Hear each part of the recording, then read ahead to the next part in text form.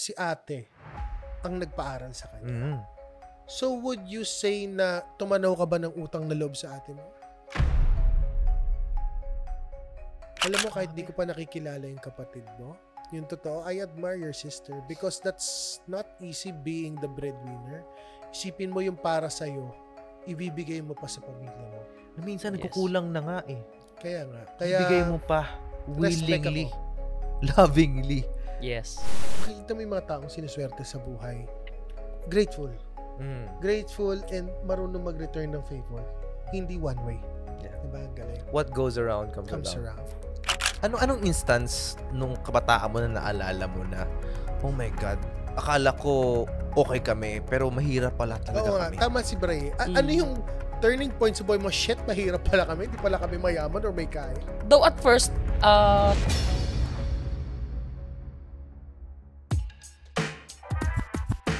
Podcast na naman with Gerald at Brian. Aral lang pulutan sa inuman at kwentuhan. Pinagsamang veterano, parehong talinta. Hey everyone, and welcome to Life Over Whiskey Podcast, where we share valuable life lessons and stories you can learn from over a glass of whiskey. My name is Gerald. And I'm Brian.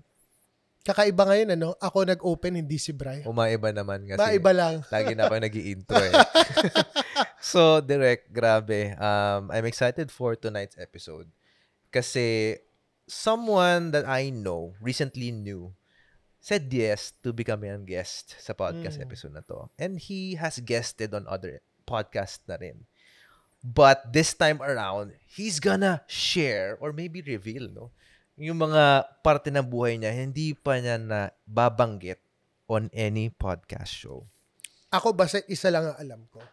Hindi ako nag-research dito sa tao na to. Basta ang alam ko lang nakarating lang sa akin balita, inspiring yung tao na to. Ayan. Totoo yan. Dahil itong tao na to came from humble beginnings din, direct. Yan ang mga gustong-gusto kong topic. Alam mo naman eh. Masisindihan ka talaga dito, di ba? Yun yung mga kwento na nakaka-inspire talaga. Right. And again, siguro just wanna introduce ang guest natin for tonight. This person, I got to know him in the space of personal development and also content creation. He is a business owner and entrepreneur and someone that I know that is really inspiring people to take action in their lives, not just in his organization. So this person is the CEO and founder of Liwanag Cafe, primarily based in Cavite, pero recently, direct, by the way, nag-open na siya for franchising. Wow. So, we will see Liwanag Cafe all over Philippines. Wow. Without Ngayon further pa lang, ado, congrats muna. Ngayon pa lang. agad. Without Thank further you. ado, let us all welcome Dan Liwanag. hi, I'm Dan. Hi, Dan. Thank you so much for being part of this podcast episode. Yes, of course. I'm very pleasured to be here and I'm so grateful na naimbitahan nyo dito sa show na to and maraming salamat. In fact, true testament of how this person is an action taker, direct. 1 p.m. kanina. 1 p.m. lang kanina and I invited him. And look, he's here right now with us. And to me, this person embodies talaga yung action taker. Makakasundo mo to, direct. Risk taker eh. Actually, alam mo, Bray, yung palang pagpasok niya kanina at kung paano siya magsalita, nung pinakilala mo siya sa akin, I can see that this person is already successful. The more successful ka kasi, the more na mas humble ka. Yun. So, nakita ko sa kanya yun. I think right now, ganun na yung metric ng ng becoming successful. Hindi lang siya you're showy and flashy. Pero at the same time, you're still grounded. Correct. Nagiging norm na siya ngayon eh. Yeah. So, Direk. ito na, Dan. Ready ka na ba? Yes. Oo. Direk, ano ba topic natin? Po. Ang topic natin for tonight, actually itong topic kasi natin, lahat ng tao tingin ko, not only in the Philippines, all over the world, is parang meron tayong tinatanong na utang na loob. So, ang topic natin, dapat bang tumanaw ka ng utang na loob? Or shall we call it quits kung natulungan mo rin yung tao? Bah, magandang topic yan. Dan, before anything else, bago tayo pumunta dun sa conversation na yun, on the podcast kasi namin, of course, we get to know who the guest is. So, tatanong ko lang sa'yo, and I know you've shared some of your past na rin or history mo on podcasts. But can you just quickly or summarize, share mo lang din what's your background, ano yung history mo, yung how did you grow up? Yun, so, nung bata ako, syempre, we started from nothing din talaga. And there's so many realizations. Na-realize ko siya na mahirap pala talaga kami nung tumanda na ako. Nung nag-age na ako. Kasi di ba pag bata ka, masaya ka lang. Pag bata ka, gusto mo maglaro lang. And pag bata ka, gusto mo kumain ka lang kung ano gusto mo kainin. And syempre, wala ka nang pakialam kung ano yung... Bahala na bukas. Kung ano yung mangyayari bukas. And pag bata ka, hindi mo alam na... alam ko yung kalsada namin, maliit lang eh. So akala ko sa buong Pilipinas, sa buong mundo, ganun yung nangyayari, ganun yung surroundings. And sa ganung lugar ako namulat. And syempre, nung habang tumatanda tayo, nagkaroon ako ng mentalidad na mahirap pala kami. Anong instance nung kabataan mo na naalala mo na, oh my God, akala ko okay kami, pero mahirap pala talaga kami. Tama si Bray. Ano yung turning point sa boy mo? Shit, mahirap pala kami. Hindi pala kami mayaman or may kaya. Though at first, syempre, alam ko, medyo parang feeling ko may kaya kami. Kasi sa lugar namin na tinirahan namin is relocated area from Manila. So, din nila kami sa Cavite. So, meaningful, squatter kami. So, nakakuha kami ng bahay doon. It's because parang yung lolo ko is, siya yung parang isa sa mga developer nung lugar. And, akala ko, kumbaga kahit pa paano, medyo maalwan kami. Yun pala, marami lang mas mahirap din sa amin. Teka lang, partner Medyo hindi ko siya, oo nga Yes. pero hindi ko mag-gets. Naguguluhan ako and for the sake of our low barkada, para mas maintindihan nila. So, squatter kayo, pero lolo mo developer. Paano nangyari yun? Actually, ano siya, part lang siya ng developer. Okay, so parang pero hindi painter siya nung okay. project. So, okay, nirelocate kayo from Manila to Cavite. Ito yung mga housing, ano? Yes, Ipapa-housing mga free para housing. sa mga challenge area, Yes, no? yes, yes. Okay. So, free housing from Manila, nilipat kayo sa Cavite, free housing again. Your lolo. Tama Yes, ba? yes. Your lolo is part of the developer Yes. na gumagawa ng mga bahay. Yes. Kumbaga, he's just an employee ng developer. Yeah, employee siya ng developer. May perks ba? May benefits? So, nabigyan kami ng ilang unit. Siguro Nabigyan kami ng... baka yung lottery nila. Yes, parang nabigyan kami at least 3 units, 2 to 3 units. okay. So, parang nag-decide na kami nun, nag-decide na sila na doon na kami tumira. So, parang ganun yung nangyari. Pero the point is, challenge area pa rin siya nakatira. So Yes. that is something, And yung mga story doon talaga sa lugar namin, na-experience ko bata ko noon, nag-iigib kami 1 hour namin kinakariton yung papunta para makakuha ng tubig, tas walang kuryente. Naabutan ko yon yung time na yon, and ini-enjoy ko lang kasi pag pauwi, papunta doon sa bilihan ng tubig, paangat, pero wala naman laman. So, hindi heavy. Hindi mabigat. So, kaya pag pauwi, pababa na. So, nag-i-enjoy na lang kami ng mga kaibigan ko tsaka ng mga kapatid ko habang nag-iigib ng tubig. So, ganun yung naging experience. Pero brother, ang gusto ko itanong sa kanya, sa family mo ba, since ngayon, syempre, our low barkada would see that you are successful now. Pero ang tanong ko, nung nalaman mo, di ba, na mahirap kayo, di ba? Ikaw ba yung na-push na maging breadwinner sa pamilya or lahat kayo nag-push talaga? Actually, hindi ako yung breadwinner sa pamilya. Actually, yung ate ko. So, she's one of the reason kaya nakapag-aral ako, nakagraduate ako ng high school, nakapag-try ako mag-aral ng college. And nag-stop din ako kasi, ayun nga, financial problem. So, ayun, nagkaloko-loko pa yung tatay ko, babaero. Tapos, syempre, part ng babaero is gumastos para sa babae niya. And syempre, hindi naging priority yung pag-aaral ko. So, napabayaan kayo? Napabayaan, yes kami. Sorry sobrang ang dami nangyari sa'yo. Sobra. And to me, isa sa mga factor na nung na-realize mo na mahirap para talaga kayo, ang naiisip ko doon, you realize that somehow you see yourself as a big fish but in a small pond. Yes. If you get what I'm saying, na parang, okay, mas nakakaangat ka sa iba pero you're only looking at your current environment. Nang lumabas ka na, nakita mo, fuck. Ang hirap pala talaga namin. Yes. And to think na bonus pa na may mga challenges kayo as a family. Grabe, ang bigat nun. Bigat. Pero Bray, gusto ko ring malaman. Kasi, bago natin malaman yung success story niya, sabi niya, si ate ang nagpaaral sa kanya. So, would you say na tumanaw ka ba ng utang na loob sa ate mo? Yes, of course.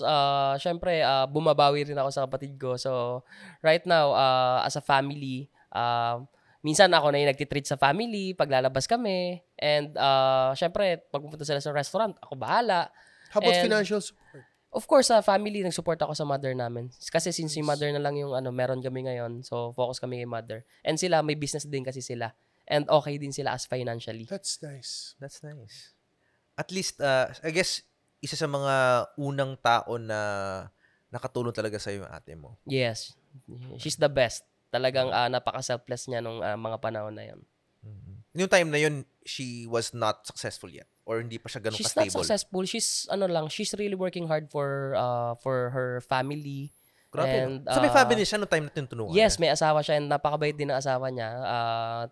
Dalawa sila nagpaaral din sa akin. And ayun, sobrang blessed ko lang sa kanila dahil tinulungan talaga nila ako. Alam mo, kahit di ko pa nakikilala yung kapatid mo, yung totoo, I admire your sister because that's not easy being the breadwinner. Isipin mo yung para sa'yo, ibibigay mo pa sa pamilya mo. Na minsan, Yes. nagkukulang na nga eh.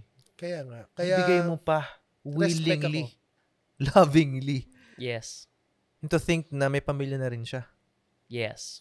Napaka-selfless. Until now, ramdam ko pa rin yung pagiging breadwinner niya sa family namin kasi grabe pa rin yung support. And what's nice about you is that even na successful ka na ngayon, you still credit her for your success. Yes. Kasi even if nakatulong siya naging accessory siya kahit paano because you were able to study, hindi mo man natapos, but nakapag-aral ka. Yes. Diba? So then moving forward, after nung paano na nag-start yung career mo, kwento mo na sa amin, paano yung... So, naghirap nga kayo, na-realize mo na ganun pa rin sitwasyon. What changed? So, ayun, I work as a bagger sa supermarket sa SM. And after that, natapos ko, 6 months contract lang kasi. And syempre, wala namang renewal pag 6 months ka. I work as a factory worker sa paggawaan ng bisikleta. And 3 months ako noon, I remember. And nagkaroon ng offer sa akin ng scholarship sa culinary school. Though ang course ko talaga is bartending. And I asked my mentor, I have a music mentor kasi na talagang nagmulat ng mata ko na you need to grow. You need to be... Music mentor? What do you mean? You're into singing? Yes, nagbabanda kasi ako before. Okay. So, actually, hindi pa ako nagbabanda. Naghahanap ako ng taong makakatulong sa akin para makapasok sa music industry. And I messaged this person, he's from US anyway. So, message ko siya, sabi ko sa kanya, pwede ba ako magpa-mentor sa'yo or pwede ba ako magpaturo sa'yo about creating music? So, walang sabi-sabi, yes, yung sagot. And, grabe, ang tiyaga magturo kahit online kami. Chat. So, I mean, your analog or digital ang ginagamit mong, nagigitara ka ba, nagdadrums ka, or digital mo siya ini-edit? Full band kami, tas ako yung vocalist. Oh. Kumakanta pala to. Isang sample naman dyan, brother. Mamaya na. Meron tayo. Meron gawin. Okay, sige. Pero, Okay. grabe. Ngayon ko lang nalaman yun about you, bro. Grabe. Yes. You're into music din pala. Hindi ka nag-instrument, vocal lang. Nagigitara din ako, pero kahit anong pilit ko, parang hindi ako gumagaling. Parang ganun yung nangyayari. Pero marunong ako, pero parang sabi ko, eto lang, sakto lang ako. Kumbaga, marunong lang. Parang ganun. So, sige. After music, sige. Paano na? Meron ka naging mentor. After yan, nagkaroon ako ng mentor sa music, and then nagkaroon ako ng opportunity to have a scholarship from culinary school, which is yung kay Chef Boy Logro School. Ang pangalan ng school is Chef Boy Logro Institute of Culinary and Kitchen Studies. Yung chefs na sa TV? Yes. And syempre, alam mo nga, on that time, wala naman din talaga kami. So, nagkaroon ako ng choice is kung mag-aaral ba ako or magtatrabaho. So, sabi ko, nalilito ako kasi for sure, pag di ako nagtrabaho, mahihirapan ako na i-finance yung sarili ko. So, sabi ko, paano yung gagawin ko? So, I asked this mentor His name is Anton. So I asked him, sabi ko sa kanya, man kasi tawagan namin, man, ano bang gagawin ko? Mag-aaral ba ako o magtatrabaho? Kasi ngayon kailangan ko magtrabaho. And sabi niya, mag-aral ka. And tinanong ko bakit? Education is the key para mag-success ka. And if you want to be mag-success, you need to study. And tinanggap ko yun. So, sige, mag-aral ako. And I studied bartending. And Saan ko kumukuha ng panggastos to nung Oo nga. actually walking distance lang kasi yung yung school namin. So, kumbaga may Wait lang, guest wait pala lang. tayo. Oh, may guest tayo. okay. May guest Co-host. tayo. Okay. O, sige na. Balik ka na. Dumigis kami. Oh, naku, O, gusto sumama sa podcast nito. Naku. O, isama na natin sa podcast to. O, game. Coast, go. Down. Go Gusto niya kasi magsalita eh. So, yun. So, The bartending. Yeah, and I studied bartending. Tinanggap ko yung scholarship. And doon nag-start magbago yung buhay ko. I work in Makati. So, sabi ko, I need to work in Makati. Gusto kong ma-experience mag-work Makati, sabi ko, because I want to be good at what I'm Nagko-commute doing. ka pa nun, ha? Nagko-commute ako nun. And, Wala kang motor, wala kang kotse. Yeah, wala akong motor, walang kotse. I remember nun, 300 lang yung payroll ko, yung sahod ko per day. And yung salary ko is 300 per day and ang pamasahe ko is 350. Kasama na yung pagkain. So imagine, abono pa kami. Abono pa kami ng mother ko ng 50 pesos para maitawid ko lang yung experience.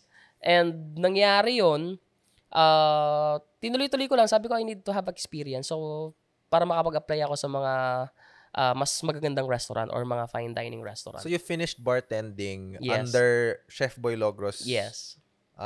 Full scholarship ka dun sa school Full scholarship. Wala talaga akong kumbaga. niya. At may allowance ka na 300. Hindi, wala So, allowance. allowance dun sa in-applyan mo. Tama ba? Oo. Salary ko Makati. yun. Oo.